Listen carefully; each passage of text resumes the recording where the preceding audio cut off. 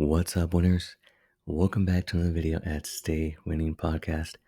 Thank you so much for tuning in. I'm so happy that you're here. I had plans to upload a different video, but I have information that I think you deserve to know. So starting May 1st, mortgage rules are changing and you may end up paying more for having good credit. Loan level price adjustments, also known as LLPA, allow predatory lending to happen legally.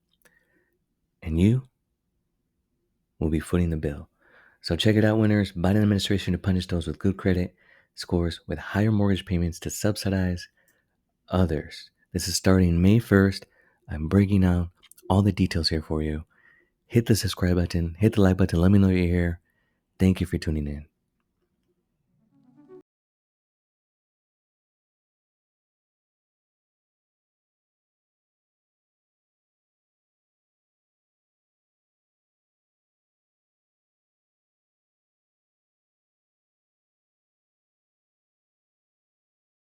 Last week, this one's from Outkick, the Biden administration to punish those with good credit scores with higher mortgage payments to subsidize others.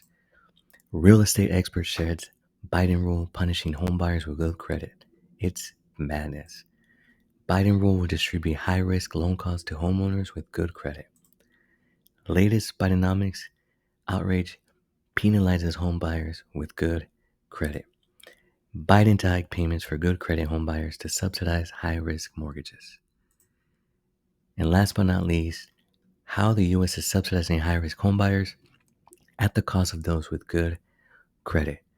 So loan level price adjustments actually aren't new.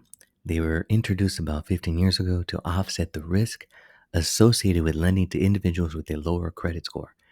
But back then, they were applied to those with the lower scores because of the riskier loans. Today, that is not the case.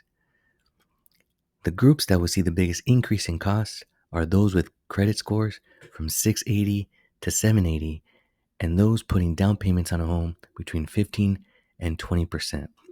So if you're literally a more qualified borrower, meaning your credit score is 680 and above, and you're putting 20% down on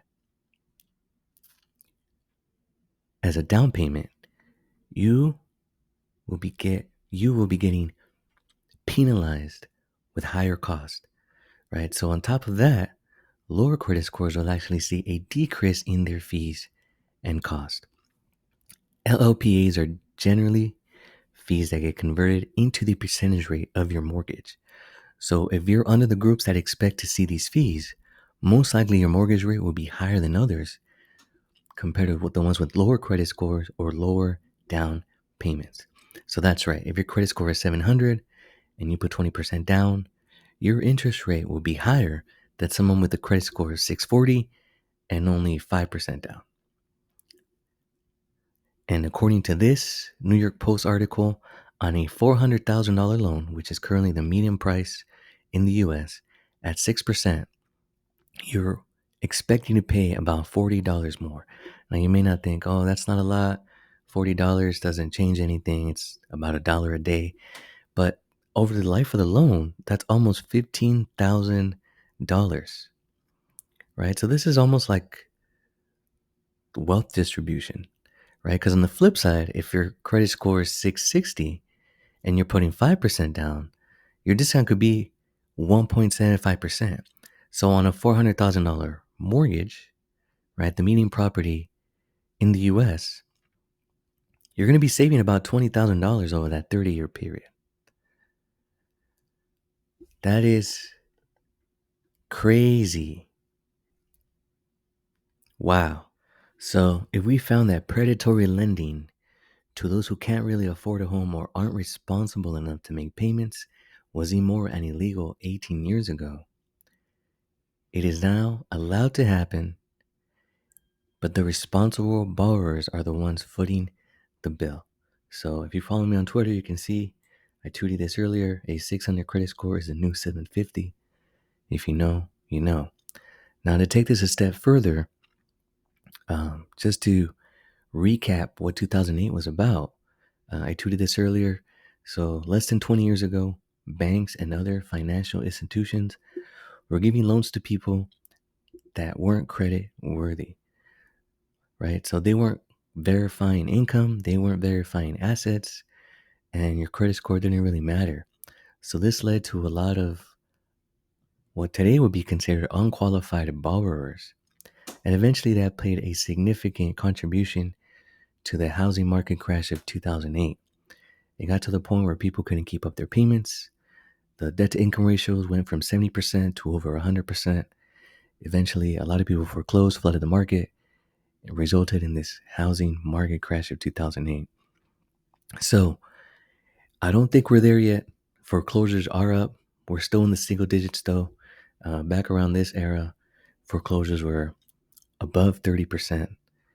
Now, let me know what your thoughts are on this, winners. I definitely don't think a person who was financially responsible should be getting punished with the higher rate, higher cost to subsidize someone who's not necessarily qualified to purchase a home. Let me know what you think in the comments below. Just wanted to bring this information to you because I think you deserve it. Winners, so this starts on May 1st. So if you're currently shopping for a home, make sure you lock it in prior to that time. If more information comes up, I'll be sharing it here with you. Thank you for the 404 subscribers. Please help me get to 500 by June 1st. That's the goal. Again, let me know in the comments what you think. Hit the like button, share this video for someone that has questions, as this provides all the details so far. Winners, thank you for tuning in. Stay winning.